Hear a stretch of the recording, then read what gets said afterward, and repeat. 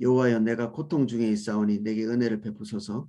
내가 근심 때문에 눈과 영혼과 몸이 쇠하였나이다.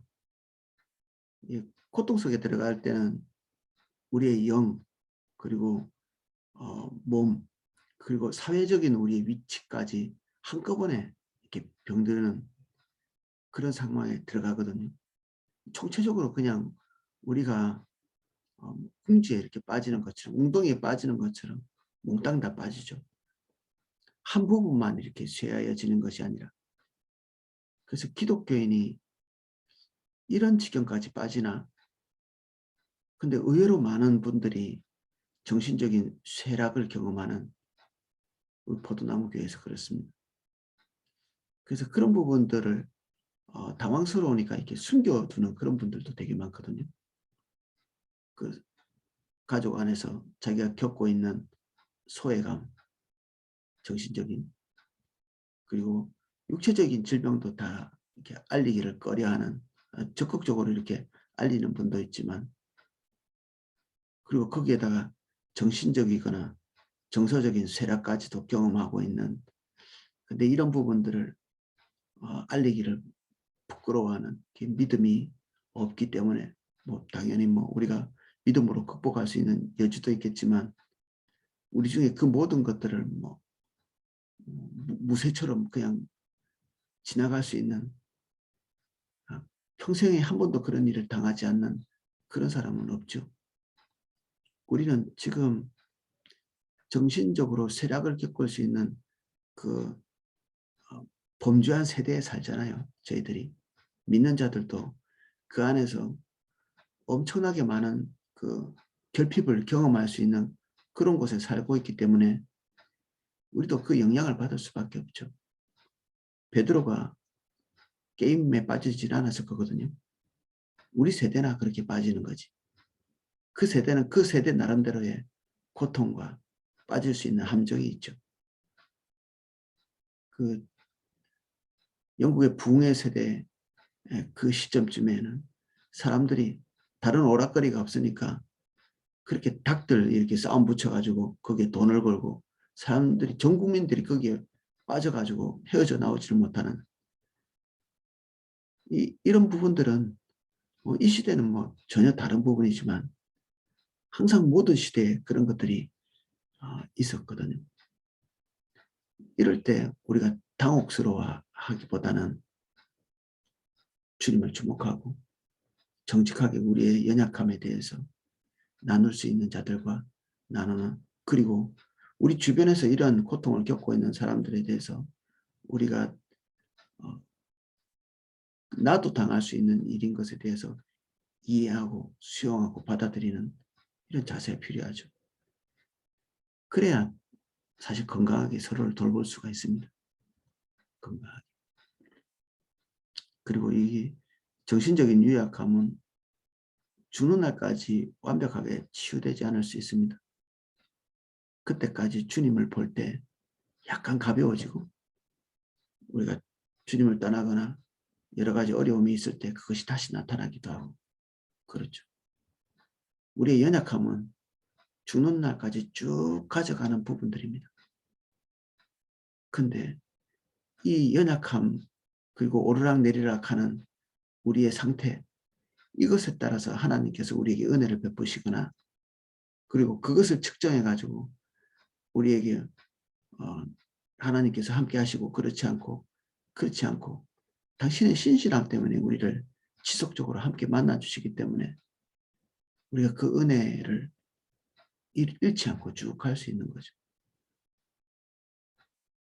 그래서 우리의 마음이 우리의 상태 때문에 우리의 정신적인 육체적인 상태 때문에 오르락내리락 하지 않을 수 있는 근거가 하나님의 성품에 있습니다. 자기 상태에 대해서 다윗이 명확하게 보고 하나님 앞에 적직하게 노출시키고 있죠. 내 일생을 슬픔으로 보내며 나의 연수를 단식으로 보내며 나의 기력이 나의 죄악 때문에 약하여지며 나의 뼈가 쇠하도소이다. 다윗이 때로는 자기의 정직함에 대해서 그리고 자기의 온전함에 대해서 강력하게 얘기하다가도 중심에서부터 자기 자신이 하나님께 나아갈 수 있는 기본적인 근거가 없는 것을 문득문득 발견하는, 하나님께 도움을 구할 수 있는 자격 자체가 없는, 그리고 지금 자기가 궁지에 몰려있는 이 궁지에 들어가 있는 이 상황이 한면에서는 당연한, 이게 원인을 이렇게 따지고 보면 내 탓이 아니라고 볼 수 없는, 우리가 닥치는 모든 어려움들이 다 어느 정도는 우리의 연약함에 기인하고 있죠. 우리의 범죄에 기인하고 있고, 우리가 한 올바르지 않은 결정, 그 결정이 오늘의 우리의 고통을 만들기도 했거든요. 저도 지금 겪고 있는 뭐 경제적인 어려움이라든지 지금 나의 미숙함이라든지 이런 것들을 곰곰이 생각해 보면 결국 당하지 않아도 될 만한 어느 시점이 있었는데 그 시점을 놓치거나 올바르지 않은 결정을 하거나 거기서부터 흘러왔다, 이런 생각을 할 때가 있습니다. 그리고 그게 어느 정도 맞고, 그렇지만 그것 때문에 우리가 주저앉아 있고 그리고 무너져 있는 상태대로 계속 그냥 가야 되느냐? 주님과 우리는 그런 관계가 아니잖아요. 그분은 우리의 연약함도 헤아리시고 긍휼히 여기시고, 우리가 한 번 실수를 해서 올바르지 않은 판단으로 궁지에 몰려있다고 우리를 단념하거나 그래 네가 뿌린 씨앗이니까 네가 알아서 해봐라, 그렇게 내팽개치는 냉혹한 분이 아니십니다. 다윗이 자기 자신의 모습을 항상 하나님 앞에 어떤 면에서는 좀 불쌍하게 보이려고 애를 쓰는 그런 부분도 문득 이렇게 보여요. 사람들에게 질타를 당하고 비난을 당하고 그리고 자기의 연약함을 그대로 그냥 방치하고 굳이 자기가 그것을 회복하려고 하지 않는, 그리고 그 상태 그대로를 하나님께 아뢰이면서 하나님이 자기 자신을 불쌍히 여겨주시기를, 때로는 자기가 잘못 판단하고 결정한 것에 대한 결과가 하나님의 관대함으로 좀 삭감되어지기를 기대하는,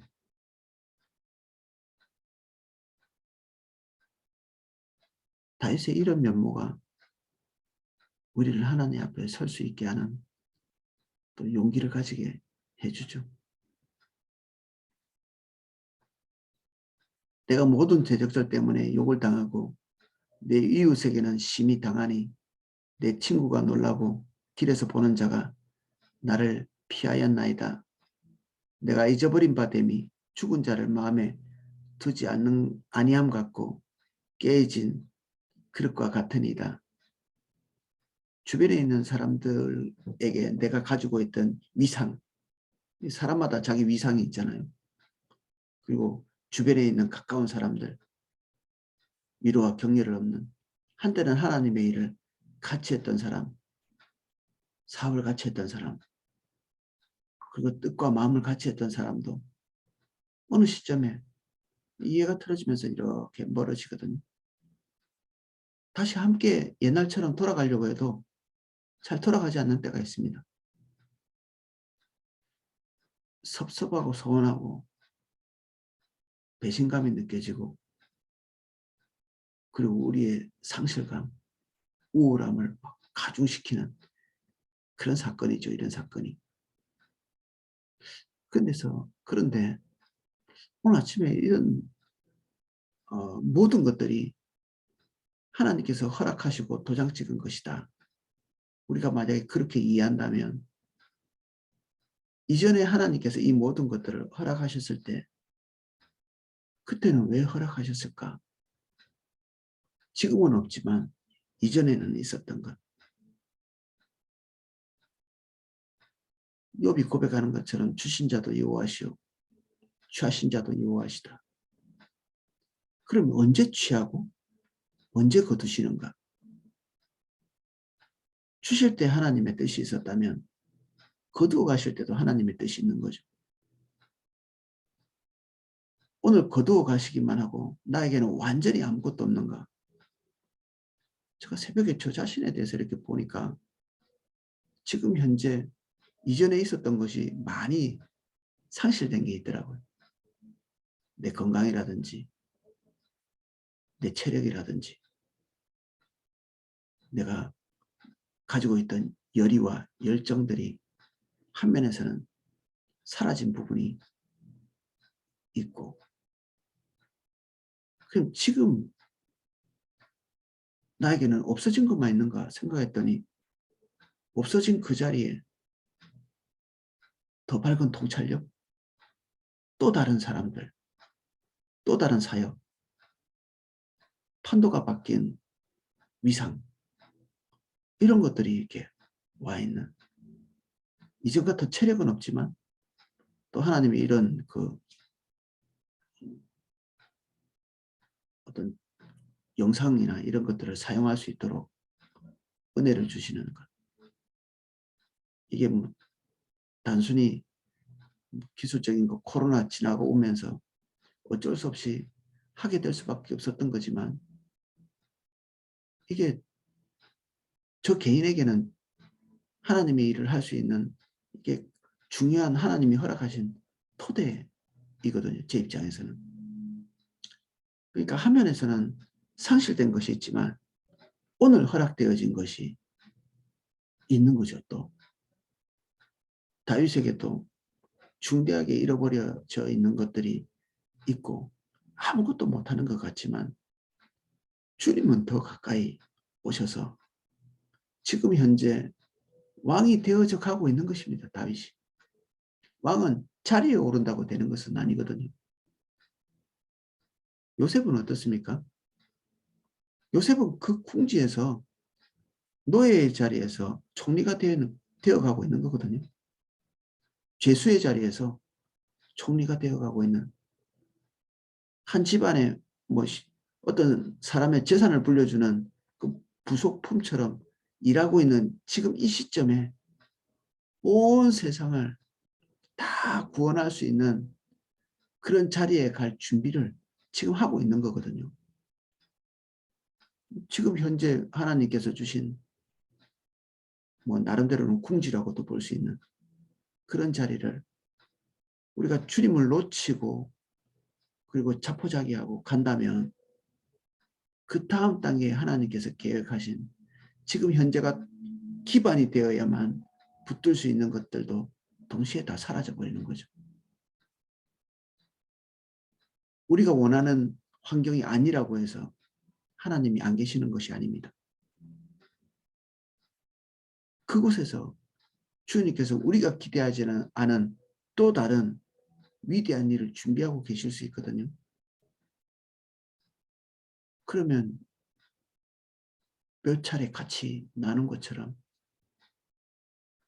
지금 하나님께서 내게 원하시는 것이 무엇인지를 거기에 포커스를 맞춰야 되죠.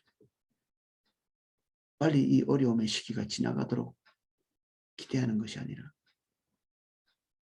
지금 현재 하나님께서 허락하신 것 안에서 주님이 기대하시는 것을 붙드는 것이죠. 저는 아이들을 키울 때 이제 한참 막 아이들 뭐 똥오줌 받아내고 뭐 아이들 씻기고 아이를 셋을 키우니까 이런 잡다한 일 말고 좀 이렇게 멋진 하나님의 일을 좀 하고 싶은, 뭐 신학교도 거의 다 졸업해 가는데 뭐 언제까지 뭐 애들이나 뒤치다거리고 하고 이렇게 지나가나. 경제적으로는 어렵고. 근데 그때 아내와 함께 아이들을 돌보고 그리고 가난 속에서 주님을 더 이렇게 집중해서 바라보고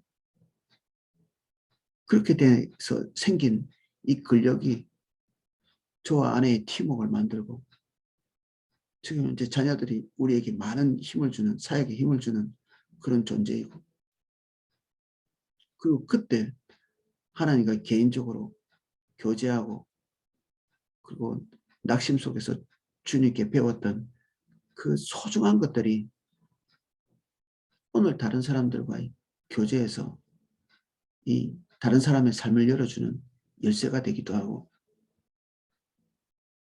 사역이 맹렬할 때도 아내와 팀워크를 잘 맞출 수 있게 해주고, 그러니까 궁지에 있는 그때에 어쩌면 그 다음 단계에 하나님의 길을 열어가는 열쇠를 준비하고 있는,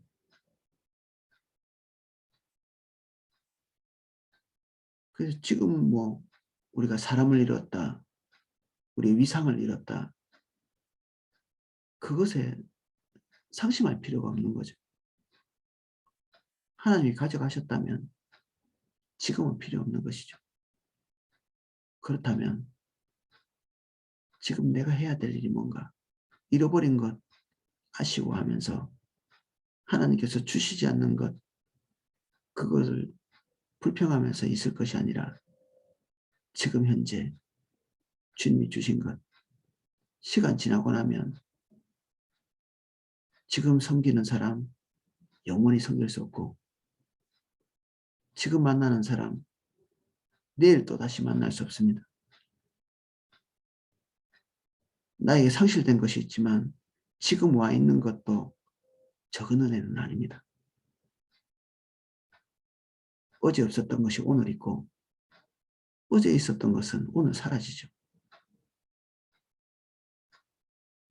항상 오늘이 하나님의 때입니다. 오늘이 하나님의 가장 위대한 일이 일어나는, 그리고 또 준비되는 그러한 시간이죠. 오늘 무의미하게 보일 수 있습니다. 나의 삶이 의미가 없지 않다. 모든 믿는 자는 오늘 하나님께서 주시는 중요한 의미가 있는 그러한 시간입니다. 오늘이.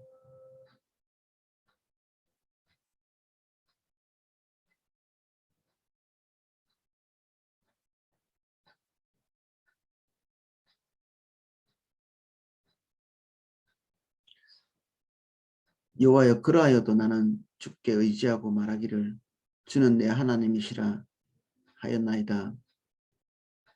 나의 앞날이 주의 손에 있사오니 내 원수들과 나를 핍박하는 자들의 손에서 나를 건져주셔서 주의 얼굴을 주의 종에게 비추시고 주의 사랑하심으로 나를 구원하소서. 반복해서 얘기하지만 상황은 변하지 않고 앞길은 안 보여도 주님이 계시면 우리는 길을 잃은 자가 아닙니다. 우리는 다음 디딜 바를 잘 모르고 그럴 때 두렵고 우리가 길을 잃었다는 느낌을 갖지만, 내가 무엇을 해야 될지가 선명하게 보이면서도 주님을 놓치고 있는, 오늘 해야 될 일이 너무 많아서 주님을 찾고 있지 못하다, 그 사람이 길을 잃은 것입니다.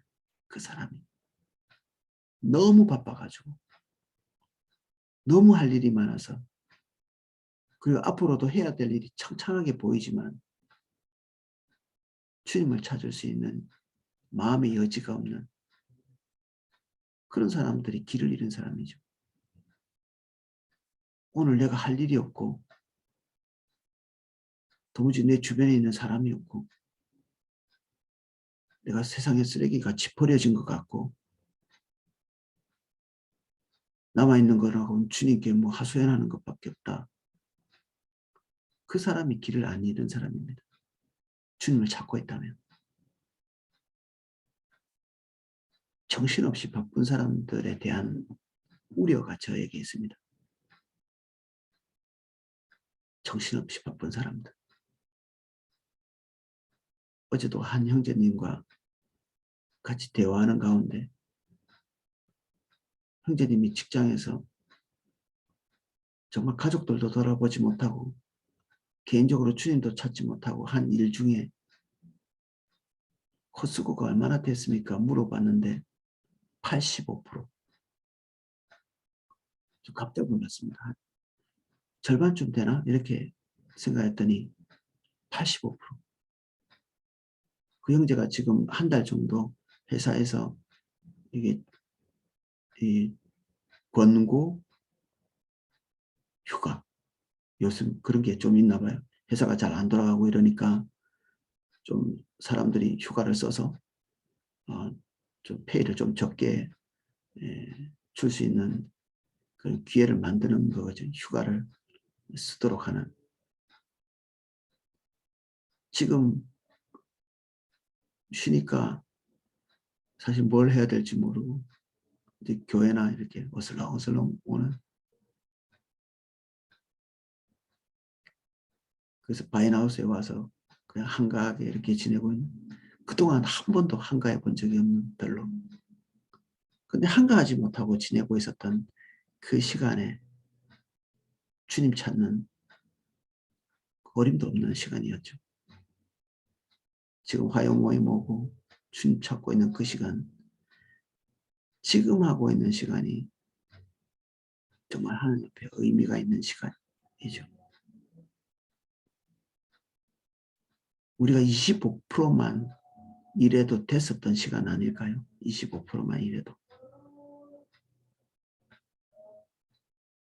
어제 많은 분을 만났네요. 어떠한 외국에서 오래 살았던 분하고 같이 얘기를 하게 됐는데 그분도 한국에 오니까 사람들이 너무 불안하대요. 뭔가를 하지 않으면 사람들 사이에서 사람들이 하고 있는 것 그거 똑같이 안 하면 불안해서 견디지 못하는 너무 바쁜, 그리고 아이들을 학원으로 내몰지 않으면 불안해서 견딜 수가 없는 아이들이 도태될 것 같고 지금 채찍질하지 않으면 완전히 그냥 매장당할 것 같고 그런 불안감.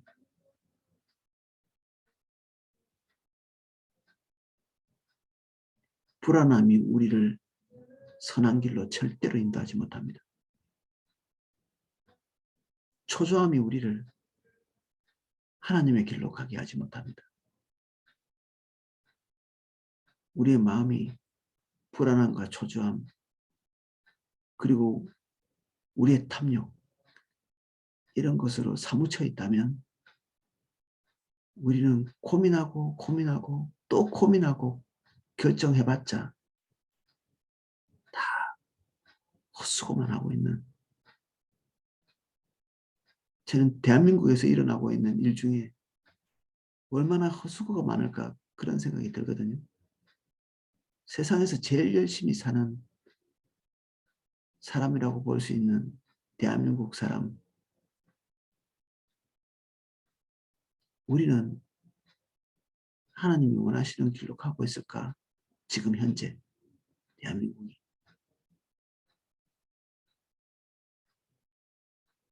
무슨 소리 하세요?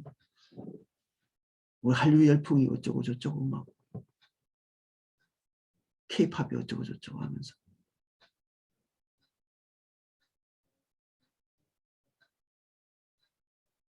지금 우리가 그런 것에 녹을 때가 아니고 주님이 이 시대에 무엇을 하시고자 하시는지 거기에 초점 맞출 때입니다. 내일의 날씨, 내일의 경제 동향 이런 것들은 알지만 이 시대에 주님께서 행하시고자 하시는 일이 무엇인지는 캄캄한. 그래서 때때로 하나님께서 우리에게 있는 모든 것들을 차단하시고 암담함을 허락하십니다. 암담함. 우리에게 암담함이 와 있다면 지금이 주님 찾을 때입니다. 주님만 볼 수 있는 고독함과 비슷하죠. 우리의 주변 상황이 우리가 뭔가 해볼 수 있는 것이 없는, 뭔가 해볼 수 있을 만한 것이 있다고 느껴질 때가 길을 잃을 때입니다. 그때가 이미 길 잃은 때입니다. 우리가 우리의 자원으로 뭔가 할 수 있을 것 같은, 이것도 해보고 싶고 저것도 해보고 싶고, 이렇게 하면 될까 저렇게 하면 되겠지, 정보를 수집하고 병에 걸렸을 때는, 치료 방법이 너무 많을 때는 그건 치료 방법이 아닙니다. 우리 병에 맞는 치료 방법은 딱 한 가지 길이죠. 항상 우리의 문제도 한 가지 루트만 있습니다. 해결은 딱 하나죠. 열쇠 꾸러미 열쇠가 뭐 1000개, 10,000개 있어봤자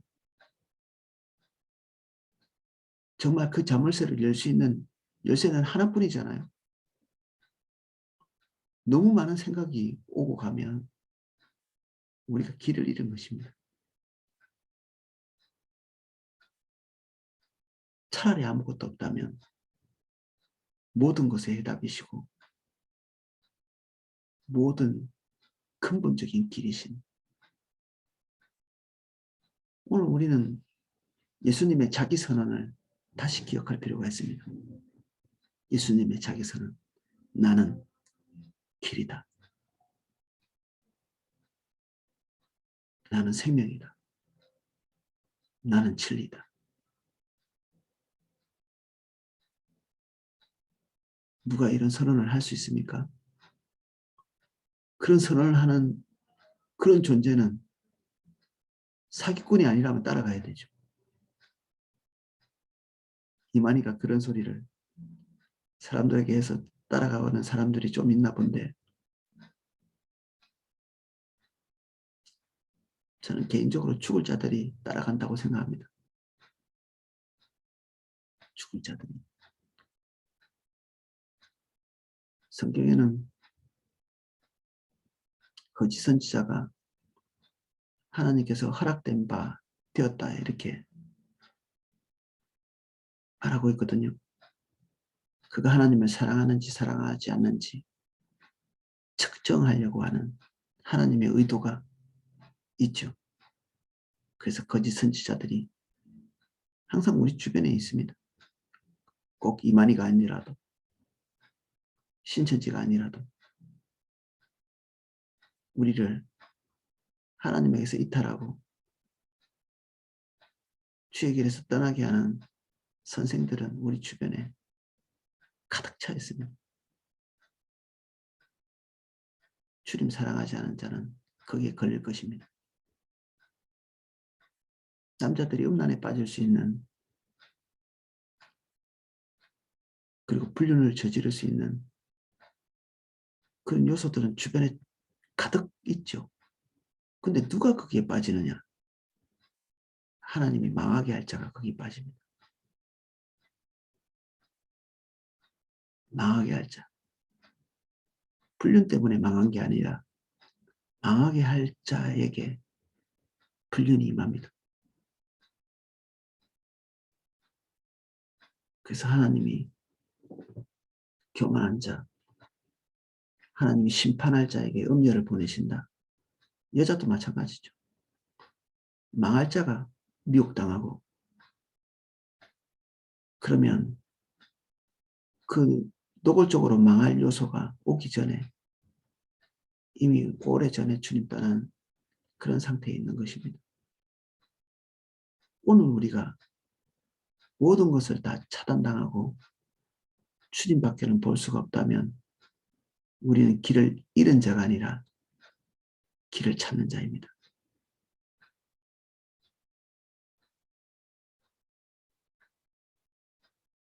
오늘 우리의 자리가 우리가 원하는 자리가 아닐 수 있습니다.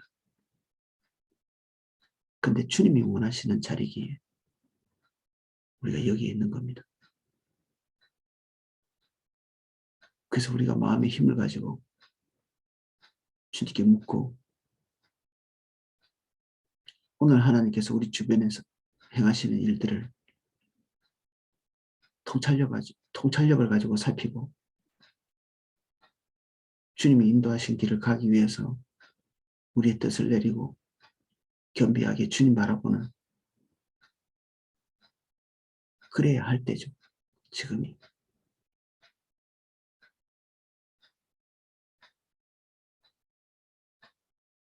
저는 아침에 눈이 번쩍 뜨여지는 것처럼 마음의 한 부분에 환기가 되는 그런 일이 있었습니다. 보통 제가 설교를 시작할 때쯤에는 캄캄하고 어두웠거든요. 지금 오늘 설교를 시작하는데 오늘 문득 깨달은 것이 대낮같이 밝다. 이제 밝을 때가 됐죠, 지금이.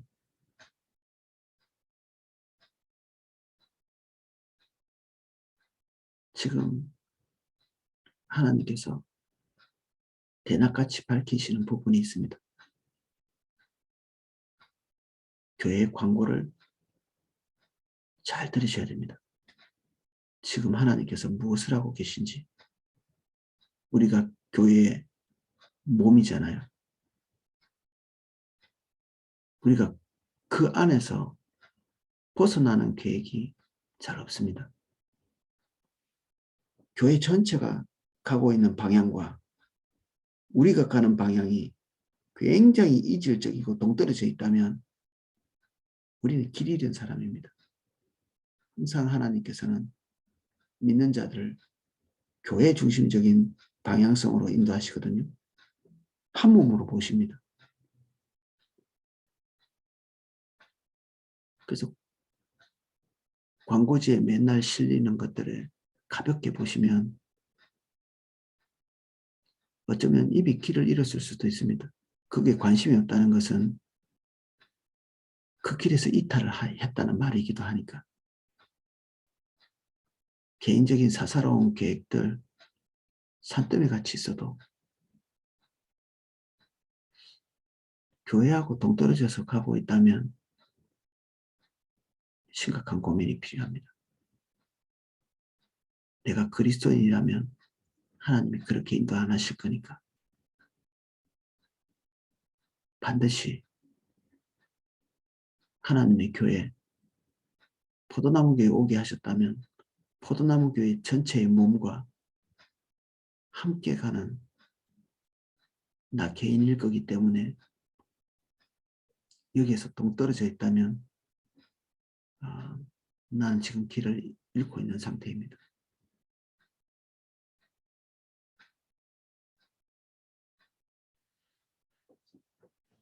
오늘 여기까지 살펴보겠습니다.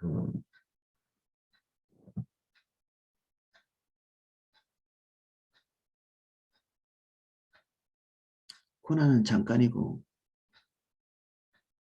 그 고난에 비견할 수 없는, 비길 수 없는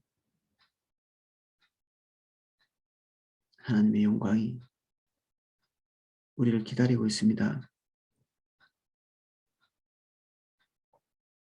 오늘 그 모든 것들의 씨앗이 되는 고난 속에 숨겨져 있는 하나님의 뜻을 놓치지 않게 해주십시오. 이 시점에 주님을 더욱 붙들고 길을 잃은 자가 되지 않게 해주시고 길 위에 있는 자가 되게 해주십시오. 나는 길이다.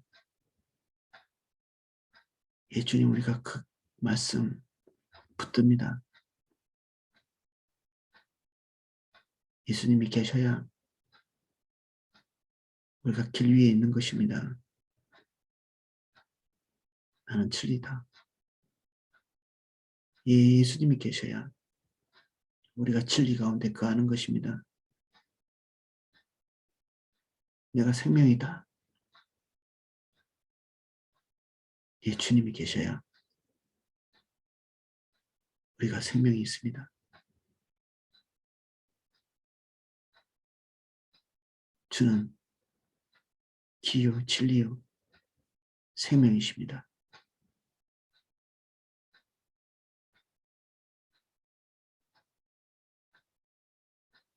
여기 모인 한 분 한 분을 예수님 이름 축복합니다. 길 되시고 진리 되시고 생명 되신 주님 마음껏 대면할 수 있도록 은혜를 부어주옵소서.